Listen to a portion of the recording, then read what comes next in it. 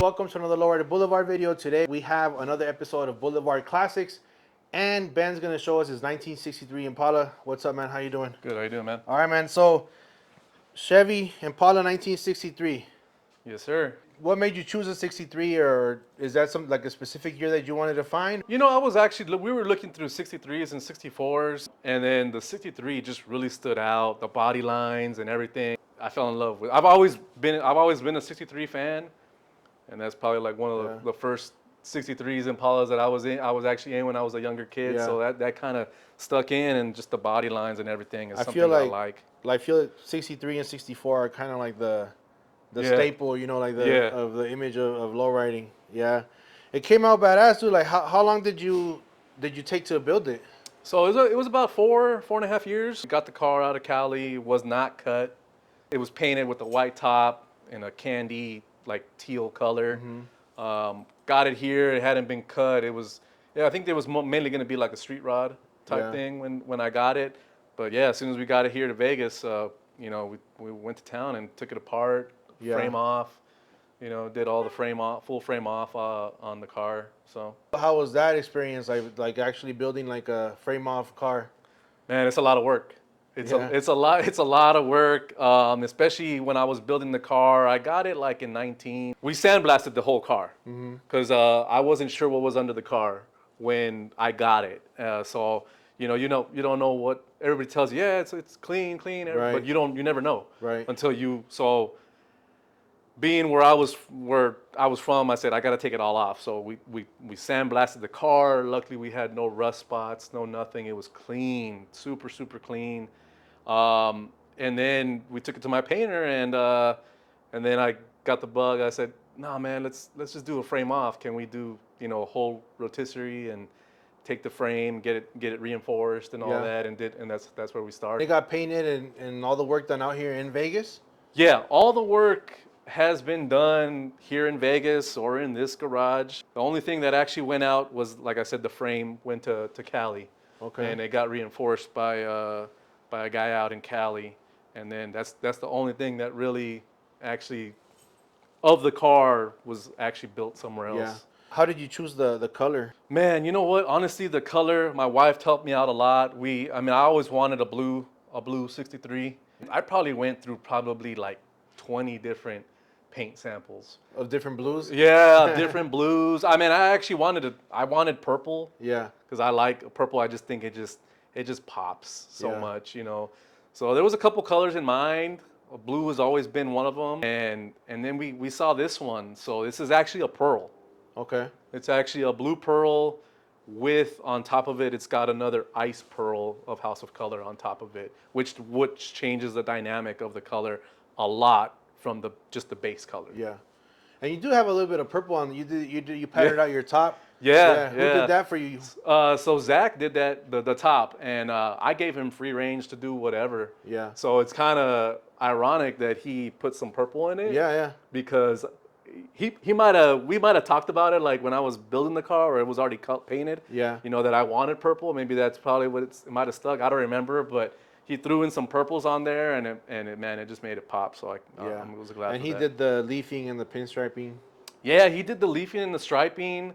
The leafing and the striping on the side of the car was not part of the plan. But when I dropped it off to him, I was actually in Mexico, and I told him, "Do your thing, man. You're the artist. Do your thing." And obviously he was sitting in his garage, and he was probably looking at it, and he's like, "Man, it needs something on the body." Yeah. So he did one side, sent me a text, and was like, "If you don't like it, we could take it off." But I liked it, man. It stood out, and we looked at it. I'm like, man, it looks clean and simple. I said, perfect. Yeah. So we left it on there. And what about your interior? Did you get that out here done in Vegas too? They wrapped everything here locally, but the door panels were actually from R&R Renee out in Oxnard. He sent me the door panels and everything. And then we got them wrapped here, and the headliner and the actual seats and the carpet are a Ciudadela Gina kit. Okay. So it was a little bit of every, a couple little different things. Because I didn't want to go with a crazy full custom interior. I still wanted the OG look. Yeah, because it looks like OG, but the door panels and little things like on the side panels have that custom look, and you have a little bit of engraving in there too. Yeah, yeah. So we Yeah, did a little bit of like, you know, we wanted that retro but OG style still. yeah. And then, you know, that's we went with, you know, custom console and stuff like that. That wasn't part of the plan at first. That and, wasn't part of the plan at first, but and they wrapped it all here at the interior, like at a shop here. Where did you get that done at? yeah, all the wrapping, the seats, the doors, headliner, and the carpet were all done here at Custom Dream Upholstery. Custom. Okay. Here locally, which my painter recommended me to him, and it's a father and son. And man, the shop is super clean. They're people from, you know, they give you your word, they give you, you know, whatever they tell you it's gonna be, and they're very meticulous on very details. And when I went to them and I brought them the door panels, they do custom stuff like that, but they're like, man, this is on a little bit different level. Yeah. And I said, if you can't do it, you know, just be honest with me. I don't want you to tell me you can do it and then they come out messed up. But he was like, oh no, I could do this. This is up our alley. And every time I go to their shop, man, they got a lot of custom hot rods, all kinds of cars. Yeah. Lowriders, bikes and stuff like that, like everything. That's cool because it's hard to find, especially in the car scene. It's hard to find shops that kind of do what they say they're gonna do. You know what I mean? So that's good to know. I like to hear that, so that people can see, like, kind of like, okay, they can hear about it, and, you know, give also people that do good work their props, and it's hard to trust people sometimes, man, nowadays. You know what I mean? So, like, honestly, you try to, you know, you ask somebody, you just want to be straight up with them, and you want them to be straight up with you. And I just got a good vibe from them, and I'm glad they were part of the team to help me take it to where I got it. And Zach did the top, the patterned up, was someone else painted it. There's a guy out here who painted it, Manuel. He's got his own shop, but my buddy David, he took me to him because he painted his 62 back in the day. Yeah. And yeah, he did great work, man. He's a busy guy. You know, all painters are always busy. Yeah. But I got lucky. You know, like I said, this car was bought before COVID. And when I decided to, like, start building it, like when I sandblasted it, it was before COVID. When I dropped it off to get it painted, it was before COVID. So you got pre-COVID prices, huh? I got pre-COVID prices, but COVID also actually helped me because a lot of people stay in paint jail. Yeah. And so it was the time when, you know, the Vegas Strip was closed. I wish I had the car at that time because, you know, the Vegas Strip was dead, man. It was a ghost town. Yeah. You know, and you could get a lot of cool pictures, you know, that you can't get now. Yeah, that's so true. I kind of wish I would have had the car already. But anyways, he had no work. You know, so that's true. It was nothing going on, and you know, you gotta put food on the table. So he got cracking on the 63, and he was going on it like during COVID. Yeah. Because there was, you know, even to get paint. I remember trying to get paint. Yeah. And I remember we had a couple of different colors, and then during COVID, it was like right before COVID. Then COVID happened. I couldn't find the right paint, and it actually didn't match the colors that we wanted. It was a headache, man. But you know, he got on it, and it got painted during COVID. Oh, okay. Yeah. Yeah. I know you have an LS engine, right? Can we check it out? Yeah, sure.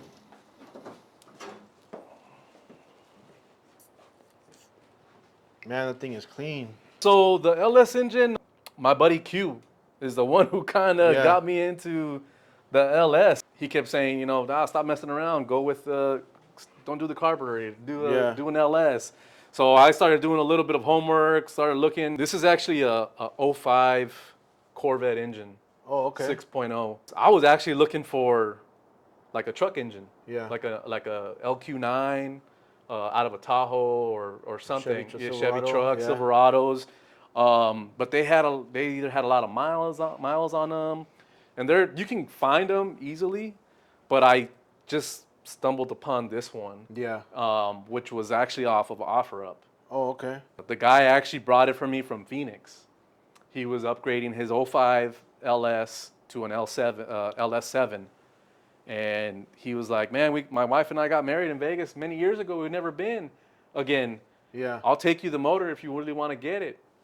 I'm like, okay, cool. So we actually were waiting here for like 2 hours, me and my buddy Q, waiting For him to show up. for him to show up. I'm like, it was a scam. And then he called me. He's like, I ran into some trouble. Are you still there? I'm like, yeah. He brought it to me and compression checked it, and it was a good motor. Only had like 85,000 miles on it. Nice. Yeah. Yeah. Who did your engraving? All the engraving is done by Hernan. Oh, okay. Engrave It. Yeah. Yeah. That's another one who I give a big shout out to. You know, he did a lot of my engraving. Yeah, that's super clean. That's nice engraving. What do you got in the trunk? Can we check it out? Yeah. Hey guys, I just want to pause the video real quick to let you guys know you can now buy the t-shirts that I wear on my YouTube video, the t-shirts that I give all the Boulevard Stories episodes, which is the No Lowriding No Life Gold version, No Lowriding No Life Chrome version, the Cruising Is Not a Crime. I also have one called City Lights, and just the regular Lowrider Boulevard logo t-shirt. If you guys want to support my channel, that is a great way to do it. Plus, you can rock some cool merch. TheLowriderBoulevard.com. I'll also leave the link down in the description. You guys can pick up a shirt. That'll be a great way to support. I appreciate you guys. Let's get back to the video. Yeah, 6 batteries, 2-pump whammy setup, all Black Magic stuff. Yeah, that's nice. Engraved, 2 of the hard lines. Yeah, all hard lines. That's what my buddy Nando did. The engraving is also all from Hernan. The Impala battery hold downs was something that I kind of came up with. Yeah, and it doesn't even look like, you know, it just looks like that's just on top of the batteries. You right, know? right. Yeah. So the guy who built them was also locally for me. He built that for me. Yeah. You know, a lot of people do just like, you know, the Impala, you know, battery hold downs. Yeah. But I kind of had that vision, and I kind of tossed it to him, and he's like, oh, that'd be dope. So he kind of wanted to do like a freestanding, so it looks like it's not being held by anything. Yeah. I mean, it's very show quality, but at the same time, like, I think it goes along with the whole car, like very simple, you know, kind of look, you know, you still keep that, like your trunk is still like original, you know. Yep. Yeah. You got sounds? What do you have with your sounds? I just have 110. Okay. 110. Actually, my buddy, actually out of Phoenix, I've known him for a couple years. He used to work at Rockford, or he works there. He's back there again, but he's the one who kind of hooked me up with all the Rockford stuff. Okay. Oh, that's cool. So the whole everything, amp and everything, is all Rockford Fosgate. Yeah. You know, the high power class. So yeah. Nice. Just 110. I didn't want nothing too crazy, and there's not a lot of room in the trunk. Yeah. And what'd you go with when it comes to the wheels? I got these Zenith, you know, like 72 spokes or something like that. Yeah. Diamond cut. Man, where did I get them from? I got them from a guy out of Phoenix. Wire Wheel Specialties or something like that. I don't remember. And you went with the 520s? Yeah, 520s. I only knew about 520s, and then everybody was like, "Oh, you should have gone with something else, you know, if you're gonna drive it." But you know, we put the car in shows. We've been to quite a few, and I was like, "Man, I need to have white walls." Yeah. And everybody's like, "Man, 520s ride like shit." But in honesty, it's also depending on the PSI you ride on. Yeah. I've noticed in the last like year, I've been riding them on a little bit higher PSI. And I don't have any issues. Now, every once in a while, like when I was riding them at a little bit lower, you got to wait like 10, 15 minutes for the tires to warm up. Okay. But I never had any, you know, because it's a little bouncy. You're like, man, is my wheel going to fall off? Yeah. But now that I've been riding them at a little bit higher PSI, no issues.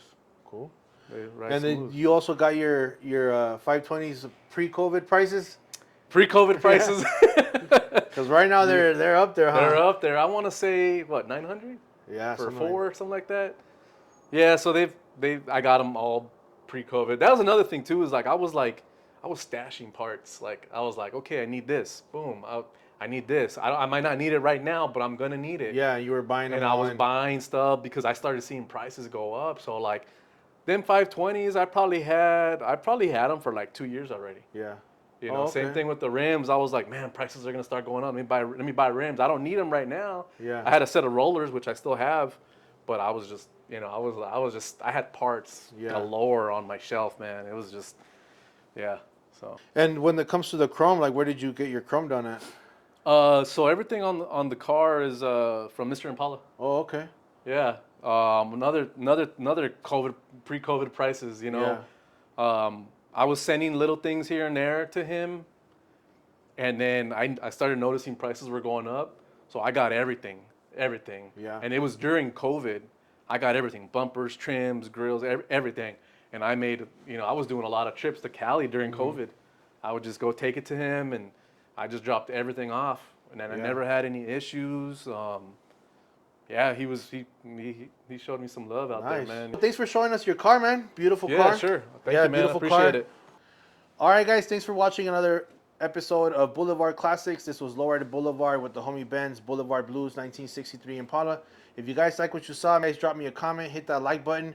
Also, subscribe, especially subscribe is totally free. Don't forget, you can pick up these shirts, No Lowriding, No Life, on my website, thelowriderboulevard.com. If you want to support the channel, that's a great way to do it. I got more videos to come for you guys. Again, thanks. See you in the next video. Lowrider Boulevard.